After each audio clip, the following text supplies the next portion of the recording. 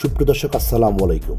সাত মানবাধিকার ফাউন্ডেশন টাঙ্গাইল জেলা, টাঙ্গাইল সদর, ভুয়াপুর ও ঘাটাইল সাত মানবাধিকার ফাউন্ডেশনের উদ্যোগে ঘাটাইল কমিটির তত্ত্বাবধানে ঘাটাইল অ্যাম্বিশন মডেল স্কুল ক্যাম্পাসে জমকালো ঈদ পূর্ণমিলনী ও বৈশাখ উৎসবের আয়োজন করা হয়।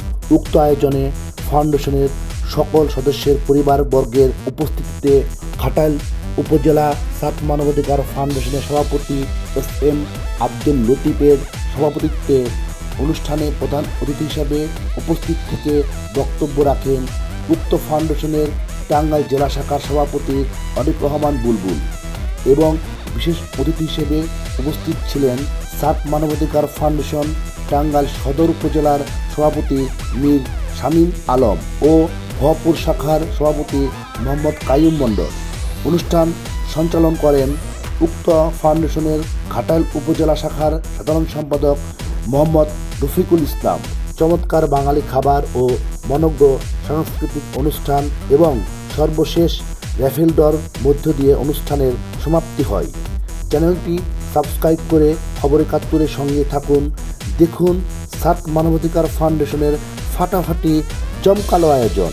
Ghatail ambition model school campus হতে আহমেদ চিকলু, খবর ৭১, ঘাটাইল।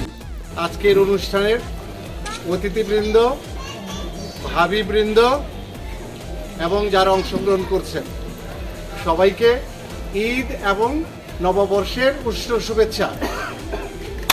ঈদ মুবারক।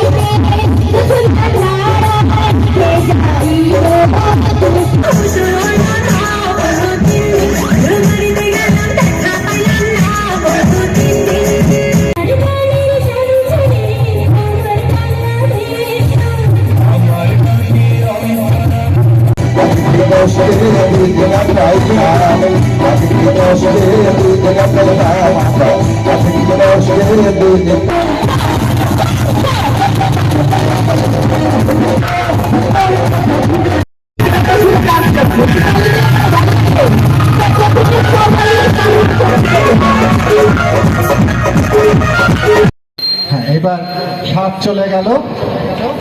এবার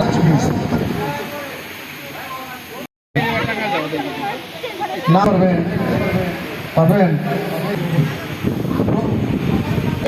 আমরা সাত পরিবার, আমরা টাঙ্গাইল পরিবার, আমরা সার্ক পরিবার, আমরা টাঙ্গাইল পরিবার।